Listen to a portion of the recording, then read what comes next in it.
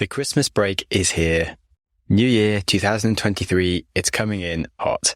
And I think it's never a bad time to just stop and reflect and think about what you're doing with your life and why you're doing it. To redefine what a successful life means to you and feel aligned with your purpose, passions, and what the hell's going on. We can get so lost in the grind that stopping to question why we're doing things and where we're going isn't often a priority, but it is really important. So today we're discussing doing the right things for us and making space to align with our goals. Hello and welcome to the Growth Mindset Podcast. I am Sam Harris and my guest today is Dan Murray-Serter. We had him on recently and he is the host of Secret Leaders podcast and the founder of Kindling Media, which is one of the fastest growing podcast companies at the moment. He also runs Heights, a brain care company, and he runs a members support club for founders, helping entrepreneurs on their journey. Dan is an outspoken personality on mental health and entrepreneurship, and we dive into his thoughts on how to stay positive and do things for the right reasons. We launch into the podcast discussing the conundrum of questioning why we do the things we do, and if we're doing them because we don't know how to stop, and if we actually have a reverse gear, are we just on autopilot and doing things because we don't know how to stop and we just carry on, or do we have a reverse gear and do we know how to use it? Is it actually what we should be doing? So, take it away, Dan. Questioning whether you are doing something because it's the right thing to do or you're doing it because you can't stop. It's a question that most people don't ask themselves regularly, if I'm honest, but I think that they should. It's very hard to question because there's really two facts. One is that 99% of all success is just not giving up. You see that in people's careers, you see that in popular podcast shows, etc., which took me 500 episodes before I got to XYZ, and you're like, fuck me, I'm only on 150. I'm not sure I can be bothered to do another 350 before I achieve success or whatever. So you see that. But of course, there's also the other side, which is Einstein's definition of insanity, doing the same thing over and over again and expecting a different result. Like, if it's not really growing, it's not really working. You do sadly also see people with 1,000 episodes of something and only 100 listeners, or 1,000 episodes of something and only 100 viewers. And it's like, mad respect to those people, but also got to be conscious and aware if you're not actually looking at your data and actually questioning whether you should carry on. Yeah, it's definitely sort of learning as you're going along and improving what you're doing rather than just doing the same things. Because you've had a few different businesses before this one where things went wrong and you could have a fixed mindset approach and be like, okay, cool, I'm terrible at starting businesses. But you obviously learned lots and you've jumped into your third big one and have gone forwards with the attitude that you are growing and learning and taking the lessons with you. So the failure of your first businesses, how did you get the mental resilience and energy to start again after feeling burnt out and that you hadn't been doing these things, like the sort of the questions of anxiety that an entrepreneur will then face versus being like, okay, maybe I should just get a job? That's a good question. It's two things. One, I felt like I had unfinished business. Two, I actually stopped the last business and started Heights within 3 months, which, is a bit much. But the reality is, needs must. I had bills to pay, I had a mortgage, all this kind of stuff. So I kind of didn't really have a choice. I always say to people when their business fails or whatever, take a break. But, it's also quite hypocritical because I didn't take a break because I couldn't afford to take a break. So I think that's a really challenging thing, and I really resonate. I wish I'd taken a break because, it's years and years and years relentlessly without a proper break. It's not healthy, but at the same time, you also have to live within your means, and I just wasn't given that opportunity. So circumstance is half my answer. And I think also there is that kind of workaholic energy within me where I just love what I do. And it's a classic, I think it's Naval that says, if you love what you do, you never work a day in your life. And I think that's exactly often how I feel. I really enjoy the game of entrepreneurship, the great online game of making it all up and bending the universe to your will of what you'd like to happen. I enjoy all of that stuff. I think it's great fun. So for me, it's a difficult one because if I wasn't doing this, I'm not sure that I'd be happier just fucking sitting on a beach doing very little. I can't imagine being happier doing that. Personally, I just sold this bullshit lie on social media predominantly that this is the way that they can be validated by other people and that this is the way to gain respect in society and that it's for them. I just think that's bollocks. I think most people are not suited for entrepreneurship. I think most people can't hack it. And I think that's fucking reasonable enough. The thing is, it's worrying as someone who's like a mental health advocate.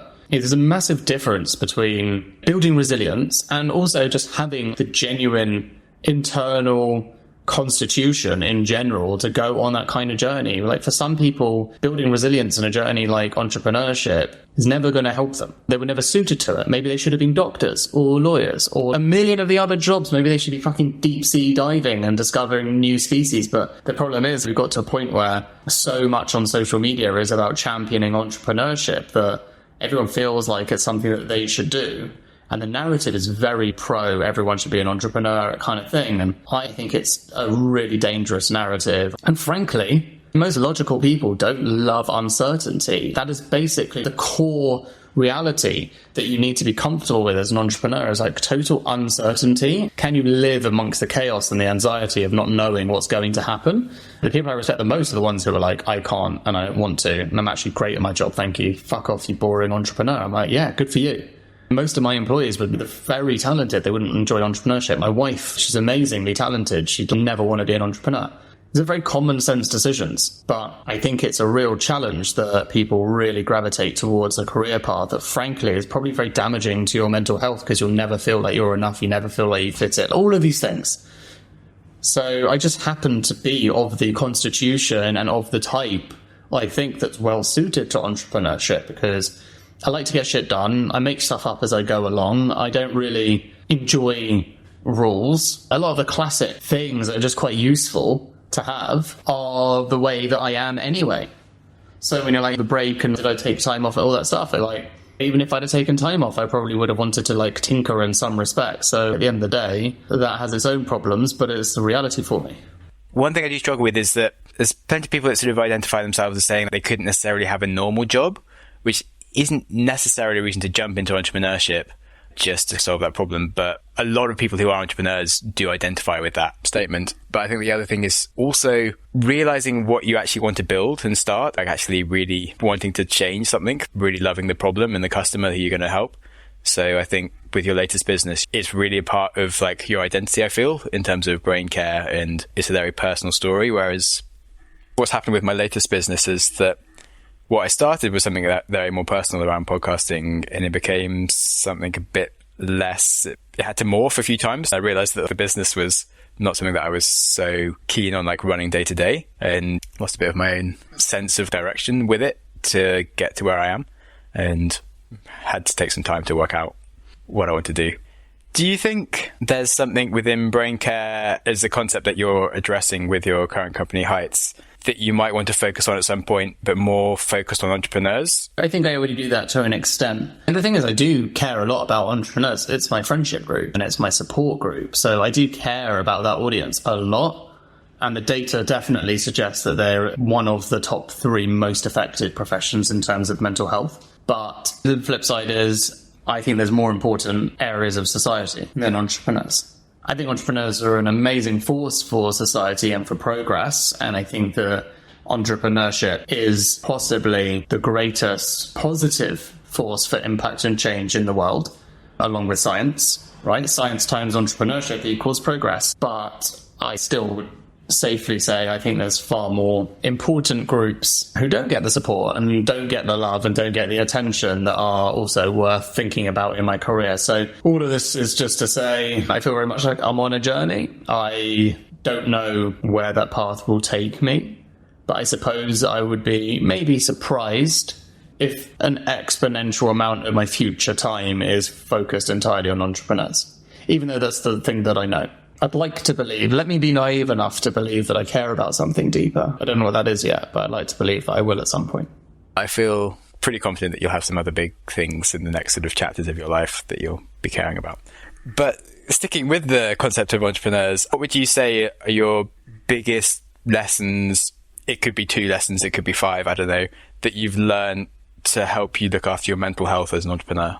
As a human being, the most important thing is getting outside and going for a walk every day. I mean, look, certainly getting outside is really important. Getting some natural light on your face, whether the sun is out or not, even if it's rain on your face. I think that's really important. The walking, obviously, when you're able-bodied and stuff, lovely. Swim, great. But, for me, the most important thing, especially like post-pandemic, is I'm not just cooped up in a house all day. Like, that is really bad for you and it's really bad for me. Humans need to be outside in some form of nature. And when I don't get that, my mental health is seriously suffering. And when I do get that, my mental health is better. It's no coincidence. So that's really important to me. Then, of course, obviously, being the brain care proponent that I am, I think nutrition is the most underappreciated and underrated aspect in the world when it comes to looking after your brain and mental health. So that is why we created the Smart Supplement, because basically I'm lazy and I'm not going to eat all of the things that are in it every single day. So why wouldn't I want an insurance policy to make sure that I'm taking care of my most important organ? I mean, all these things are like small, right? Like for me, gratitude, waking up every single day and making sure that I've said to myself that I'm grateful for waking up today, and doing a gratitude practice before I go to sleep, thinking of 3 things that I'm grateful for that went well today. These are small micro habits that have been built up over time, but they're really, really important and also scientifically proven to be great for your mental health. And then the last thing that I would just say is just input, output. So listening to podcasts, listening to books, neuroplasticity and learning. Super, super, super important. Like, you are essentially a function of what you're choosing to put inside your head. So when you think about social media, be really conscious on who you're following, what you're allowing to come into your feed, what you're allowing to see, how it's affecting your mood, your thoughts, your mental health, etc. Be proactive. Go and follow uplifting people, follow funny people, follow people you admire, but follow people that you admire that aren't going to make you feel jealous and shit about yourself, though. So no point following someone because they make you feel shit because they're doing more than you. Try and follow someone in a completely different field to you if that's the case. For me, like I say, input, output. So making sure that, as much as I can control the information that's going inside my brain and the fact that it's going to help me become a better person, happier, more fulfilled, great. I would say on average, for every 1 business book I read, I probably read 1 spiritual book or 1 self-help book of some nature. So I'm not saying that's balanced, right? Because it's only balanced in the spheres of things that I find interesting, which are business and spirituality. But at the same time, like if I'm just reading business book after business book, I feel like overly executional. But the point is, whatever your mix is, whatever your thing is, make sure that the balance is there and that you're in control of what's going inside your head. It's definitely a hard one to find a balance, but it does sort of come about naturally after a while. I find if I'm trying to read too much of one type of book, I just get a bit bored and sort of have to go to other places. And it's like just a nice one to pick up on, like where your interests are going and trying to balance that out. Which leads me into, how do you balance being someone that has to manage a group of people and make stuff happen and be available versus actually having time to just nourish your creative side? And do you think you are pretty fortunate in getting that perfectly right, or do you sometimes sort of pine for like a different level of job?